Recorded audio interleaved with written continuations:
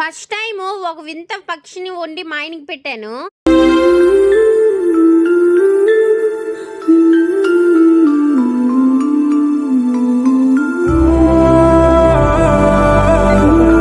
వండిన తర్వాత చూడగానే మొత్తం నాకే తినాలనిపించింది. అసలు ఏంటి పక్షి కూర అనుకుంటున్నారా? దీని పేరు తామరకోడంట. దీని పేరు వినగానే మాకు ఒక విచిత్రమైన ఆలోచన అయితే వచ్చింది. అదేంటో చెప్తే బాగోదులే అండి. ఇంతకీ ఇది మా బావే తెచ్చిచ్చాడు. పొలాల పక్క నుండి ఏంటో బెనిఫిట్ అనుకుంటే ఇదే. ఫస్ట్ అయితే దీన్ని ఎలా వండాలో అస్సలు ఐడియా లేదు. అసలు దీని పేరు వినడమే మొదటిసారి, ఇంక వంట అంటారా? అస్సలు తెలియదు మాకు. చాలా సేపు ఆలోచించిన తర్వాత నాకు వచ్చిన ఆలోచన ఏంటంటే, చికెన్ కూడా ఎలా చేస్తామో అలాగే చేసేద్దామని అనుకున్నాను. ఈ తామరకోడికి బొచ్చుకిచ్చి తీసేసి బాగా ముక్కలు కొట్టేసుకొని నీట్గా కడిగి దబర్లు అయితే వేసేసుకున్నాను. ఇంకైతే కొంచెం ఉప్పు, పసుపు పొడి, నూనె అయితే వేసి కుక్కర్లో పొయ్యి పైన అయితే పెట్టేశాను. ఎందుకో గానీ అసలు తెలియకుండానే టెన్షన్ గా ఉంది. బాగుండదా అని. సర్లే, మనం కాదు కదా ముందు తినేదే. కూర ఉడికే సమయానికి నేనైతే ఒక ప్లేట్ తీసుకొని కొన్ని టమాటాలు, కొన్ని ఎర్రగడ్డలు నీట్గా కడుక్కొని ముక్కలుగా చేసుకొని ప్లేట్లు అయితే రెడీగా పెట్టుకున్నాను.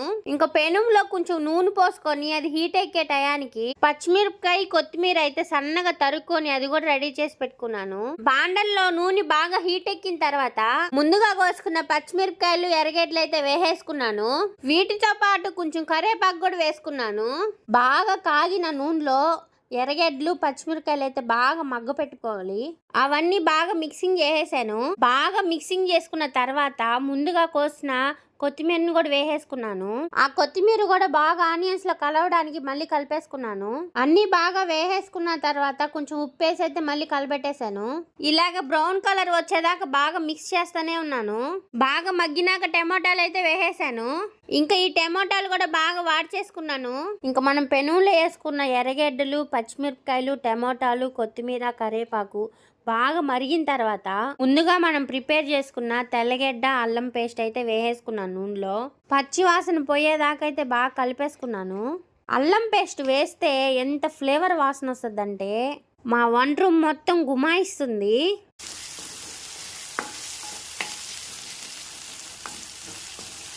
అల్లం పేస్ట్ బాగా ఎర్రగా అయితే వాడ్చేసుకున్నాను నూనెలో.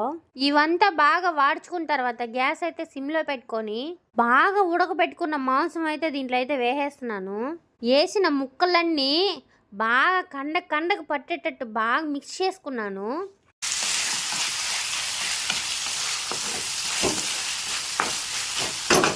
అన్ని వేసినా ఒకటి వేయకపోతే అసలు టేస్టే రాదు. అది ఏమనుకుంటున్నారు?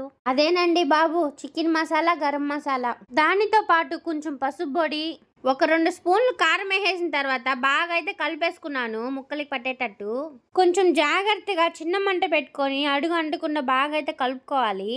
ఒక చిన్న మాట ఫ్రెండ్స్, మీకు నిజంగానే మా వీడియోస్ నచ్చితే ఒక కామెంట్ చేయండి. అలాగే కామెంట్ చేసిన పక్కన ఒక హైప్ అనే బటన్ ఉంటది, దాన్ని క్లిక్ చేశారంటే యూట్యూబ్ కొంచెం మాకు సపోర్ట్ చేస్తుంది. అలాగే తామరకోడి అని పేరు విన్నారా, వండారా?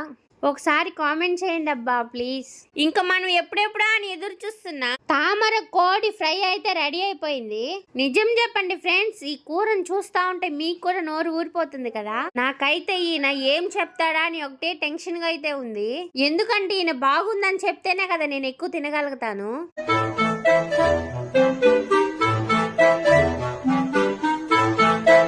ఫస్ట్ ఈ గుండెకాయతో ట్రై చేద్దాం. ఇదేందో తామర కోడంట, కొంచెం పిట్టలాగుంది. నాకైతే ఈ పిల్ల వండేదాకా చాలా అంటే చాలా టెన్షన్ వేసింది. అసలే ఎప్పుడు వండలేదు, ఎలా ఉందో ఏమో అని. చాలా అంటే చాలా బాగుంది.